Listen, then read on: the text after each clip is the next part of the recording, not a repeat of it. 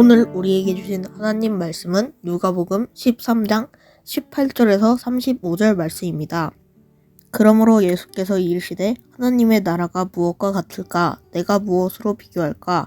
마치 사람이 자기 채소밭에 갖다 심은 겨자씨 하늘 같으니 자라 나무가 되어 공중의 새들이 그 가지에 깃들였느니라. 또 이르시되 내가 하나님의 나라를 무엇으로 비교할까? 마치 여자가 가루 소말 속에 갖다 넣어 전부 부풀게 한 한 누룩과 같으니라 하셨더라. 예수께서 각 성 각 마을로 다니사 가르치시며 예루살렘으로 여행하시더니 어떤 사람이 여짜오되 주여 구원을 받는 자가 적으니이까? 그들에게 이르시되 좁은 문으로 들어가기를 힘쓰라.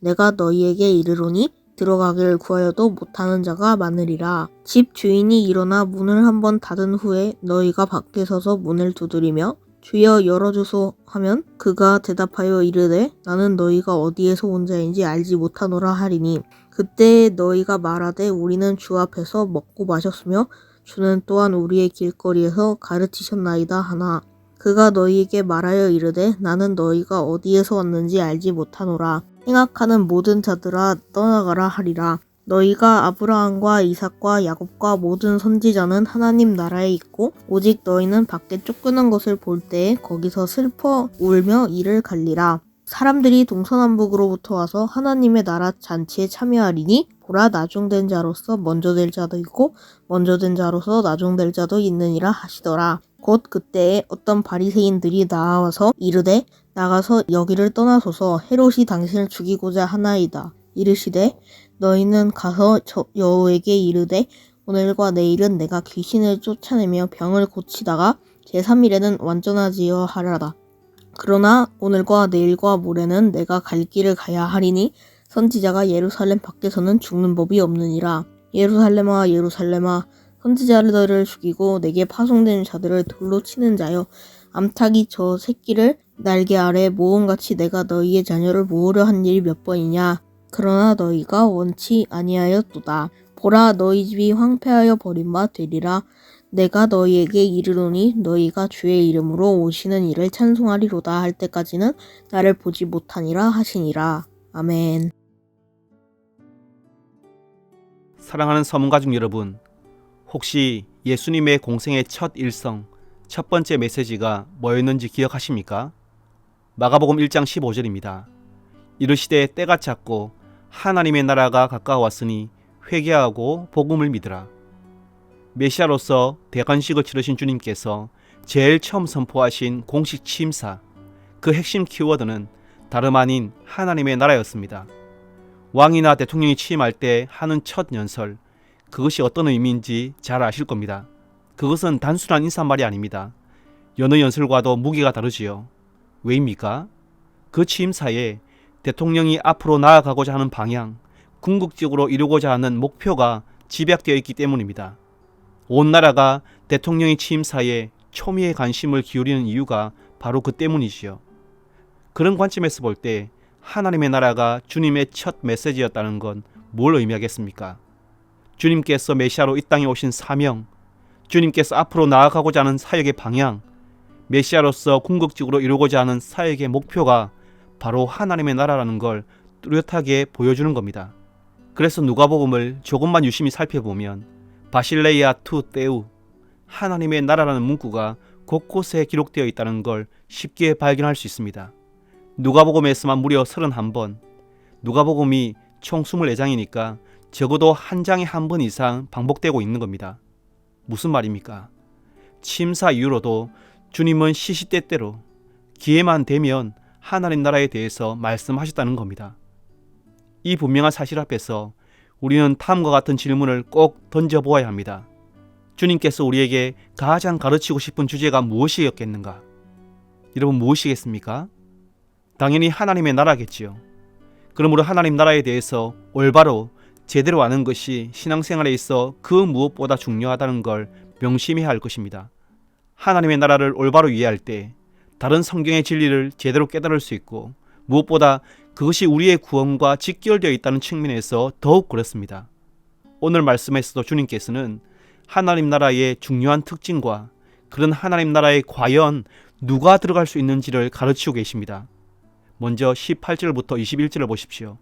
주님께서는 하나님 나라가 어떤 나라라고 말씀하십니까? 겨자씨 한 알, 적은 누룩과 같은 나라라고 말씀하십니다. 겨자씨와 누룩을 아는 사람이라면 누구나 이 둘이 뭘 상징하는지 직관적으로 알 겁니다. 작다는 겁니다. 미미하다는 거죠. 좀 더 의미를 불어넣으면 보잘것없어 보이고 정말 초라해 보인다는 겁니다. 그런데 여러분, 겉으로 보이는 게 다가 아니죠. 그 작은 겨자씨 한 알 안에 뭐가 들어있습니까?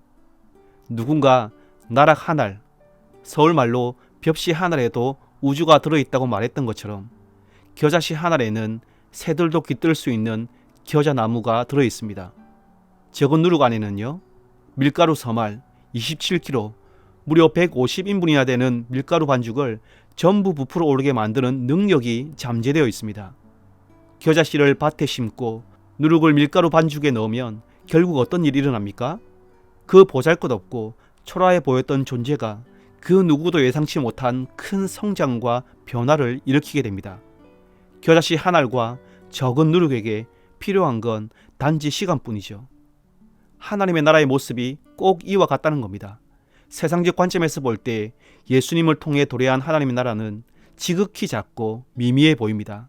보잘것없어 보이고 정말 초라해 보입니다. 로마 제국의 변방 유대 땅, 그런 유대의 변방 갈릴리 나사렛 출신의 미천한 랍비, 어중이 떠중이 제자들, 세상이 주목하고 세상을 변화시킬 만한 어떤 힘과 권력도 없어 보이는 그의 초라한 왕권, 겉으로 보기에 나라나 왕국이라고 부를 만한 아무런 조건이 없습니다. 더구나 당시 가시적으로 막강한 권력을 휘두르며 세상을 호령하던 거대한 로마 제국과 비교하면 요즘 말로 아예 존재감 1도 없어 보입니다.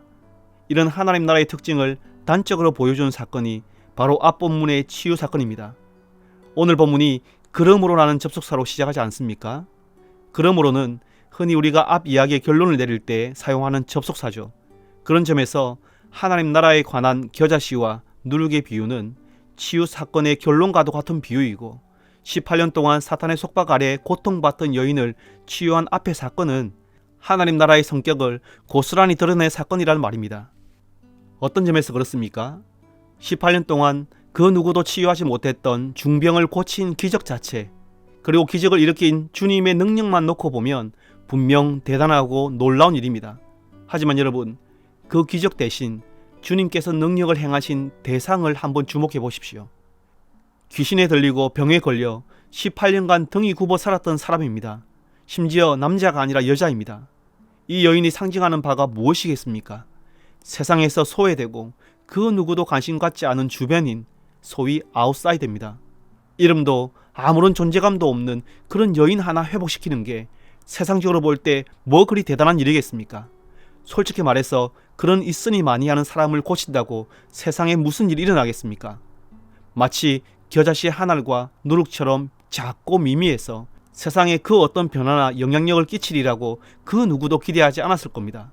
차라리 그 능력으로 로마 황제나 권력자들, 하다못해 유대나라 실세들을 치유하고 괄목할 만한 대단한 업적이라도 이뤘다면 일말의 기대라도 품을 수 있을 것 같습니다. 그러나 과연 그렇습니까? 몸속 겨자씨가 되셔서 이 땅에 심어지신 예수님은 그런 겨자씨와 같은 사건을 통해서 이 땅에 하나님 나라를 놀랍게 펼쳐가셨다는 사실을 우리가 그 누구보다 잘 알고 있지 않습니까? 우리가 바로 그 겨자나무에 깃든 새들이요, 누룩에 부푼 반죽들이 아닙니까? 사랑하는 성도 여러분, 왕이신 예수님께서 걸으셨던 것처럼 하나님의 나라는 대중의 관심 속에서 웅장하고 화려하게 임하지 않았습니다. 우리는 이 사실을 마음에 꼭 새겨야 합니다. 이런 하나님의 나라의 속성은 변하지 않기 때문입니다. 과거에 그랬던 것처럼 지금도 앞으로도 그럴 것이기 때문입니다. 하나님 나라는 세상적으로 대단한 사람들, 대단한 일, 많은 사람들을 통해 이루어지는 나라가 아닙니다.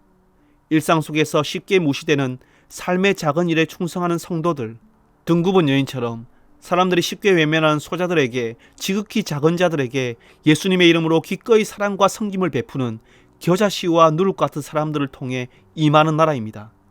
그런 사람들의 고백이 잘 담긴 찬양이 있습니다. 소원이란 찬양인데요, 이런 가사입니다. 삶의 작은 일에도 그 마음을 알기를 원하네. 그 길, 그 좁은 길로 가길 원해. 나의 자금을 알고 그분의 크심을 알며 소망, 그 깊은 길로 가길 원하네.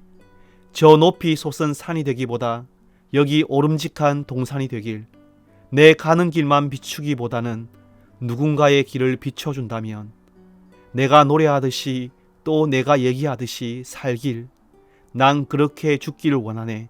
삶의 한 절이라도 그분을 닮길 원하네. 사랑, 그 좁은 길로 가기 원하네.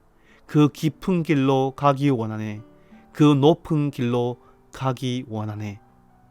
이 찬양의 가사처럼 오늘도 하나님 나라를 위해 지극히 작은 일에 충성하는 겨자씨 한 알과 적은 누룩과 같은 성도 되시길 주님의 이름으로 축원합니다.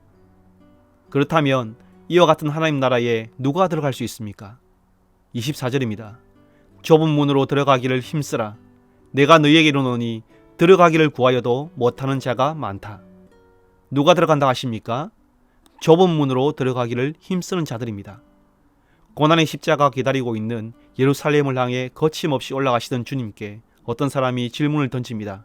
주여, 구원을 받는 자가 적습니까?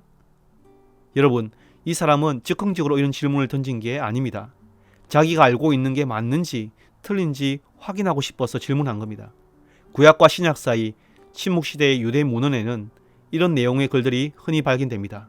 하나님께서 이 세상은 많은 사람을 위해 만드셨지만 다가올 세상은 소수의 사람들을 위해 만드셨다. 한마디로 구원받는 사람이 적을 거란 말이죠. 그 사람은 계속 궁금했던 겁니다. 진짜로 구원받는 사람이 적은지. 그래서 질문했던 겁니다. 물론 예수님은 늘 하시던 것처럼 질문에 대한 대답, 그 이상의 대답을 해주시는데요. 질문자의 관심은 어디에 있습니까? 구원받는 사람의 숫자에 있습니다. 적은지 많은지. 그런데 주님은 그렇다 아니다, 가부간 시원하게 답하지 않습니다. 왜일까요? 주님의 관심은 그게 아니기 때문입니다. 성경에서 구원에 대해서 계속 강조하는 바가 뭡니까? 누구든지입니다. 로마서 10장 31절입니다. 누구든지 주님의 이름을 부르는 자는 구원을 받으리라. 한마디로 리미트, 제한이 없다는 겁니다. 구원은 소수 할당제가 아니라 무제한이라는 겁니다. 그런데 문제는 이겁니다. 하나님 나라는 누구에게나 열려있지만 누구나 가려고 하지 않는다는 사실입니다. 하나님은 모든 사람이 구원에 이르도록 구원의 문을 활짝 열어놓으셨습니다. 그렇지만 정작 그 구원의 문으로 향하는 이들은 많지 않더라는 겁니다. 왜입니까? 하나님 나라에 이르는 길이 넓은 길이 아닌 좁은 길이고 하나님 나라의 문은 크지 않고 좁기 때문입니다. 주님의 관심은 바로 거기에 있기에 우문현답을 하신 겁니다.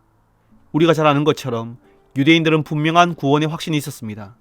자신들이 택함받은 혈통, 선민이라 철석같이 믿었기 때문입니다. 바리새인과 서기 같은 종교 지도자들은 더 분명한 구원의 확신이 있었죠.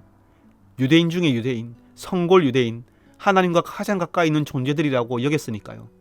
예루살렘은 누구보다 구원에 가까운 사람들이 모여 사는 곳이라 자부했습니다. 하나님의 성전이 있는 거룩한 성이라고 굳게 믿었기 때문입니다. 그런데 여러분, 그들의 확신, 그들의 믿음대로 해피엔딩을 맞았습니까?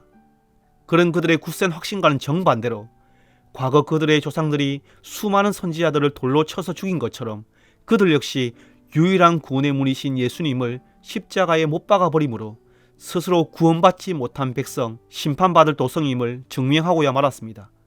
사랑하는 성도 여러분, 과연 그들만 이런 착각을 하는 걸까요? 26절을 보십시오. 주님께서 의미심장한 말씀을 하십니다. 그때에 너희가 말하되 우리는 주 앞에서 먹고 마셨으며 주는 또한 우리의 길거리에서 가르치셨나이다 하나. 주님을 따르던 무리들이 주님과 함께 먹고 마시고 주님의 가르침을 받은 것을 구원의 근거로 생각했다는 겁니다. 지금으로 치면 교회에서 같이 식사하고 교제하고 예배드리고 양육받고 그런 걸 말합니다. 그들은 이런 근거들을 내세우며 굳게 닫힌 구원의 문을 마구 두드리고 심지어 억울해하기까지 합니다. 억울해한다는 건 자신들에 대한 주님의 대우가 부당하다고 생각하기 때문 아니겠습니까? 그만큼 자신들이 하나님 나라에 들어갈 것에 대해 전혀 의심하지 않았다는 말입니다.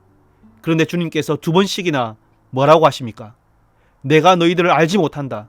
심지어 행악하는 모든 자들아 나를 떠나가라 호통치십니다. 너희들의 확신은 착각이요 망상이라는 것이죠. 정말 무서운 경고가 아닐 수 없습니다.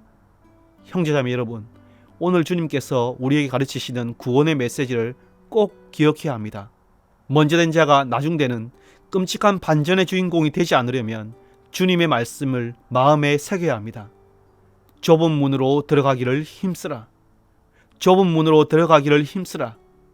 좁은 문, 그것은 우리 주님께서 먼저 몸소 통과하신 십자가의 문이요, 사람들이 들어가기를 주저하는 자기 부인의 문이며 쉽지 않은 희생과 순종의 문입니다. 좁은 문이 구체적으로 뭘 의미하는지 앞으로 계속 언급될 겁니다. 그리고 그 좁은 길을 걷고 좁은 문을 통과하는 게 정말 쉽지 않다는 걸 누구보다 잘 아셨기에 우리 주님은 단지 좁은 문으로 들어가라 하지 않으시고 힘쓰라 하셨습니다. 운동선수가 승리하기 위해 혼신의 힘을 쏟듯이 군인이 전투에서 이기기 위해 전력 투구하듯이 말입니다. 그 좁은 문에 들어가기 위해 주님께서 겟세마네 동산에서 어떻게 힘쓰셨는지 이 아침 깊이 묵상해 보시기를 바랍니다. 아무쪼록 주님께서 먼저 들어가신 하나님 나라의 좁은 문에 들어가기를 위해서 오늘도 혼신의 노력을 다하는 모든 서문가족들 되시길 주님의 이름으로 축복합니다. 이 시간 들은 말씀과 교회를 기억하며 기도하겠습니다. 예수님처럼 하나님 나라를 위해 삶의 작은 일에 충성하고 지극히 작은 자들을 사랑으로 섬기며 좁은 문으로 들어가기를 힘쓰게 하소서. 교회를 위해서 이렇게 기도합시다. 주일에 있을 항종직 본선거가 은혜 가운데 진행되며 성령과 믿음이 충만하고 교회를 충성스럽게 섬길 직분자가 세워지게 하소서. 두 가지 제목으로 함께 기도하시고 개인의 기도 제목으로 기도하시겠습니다.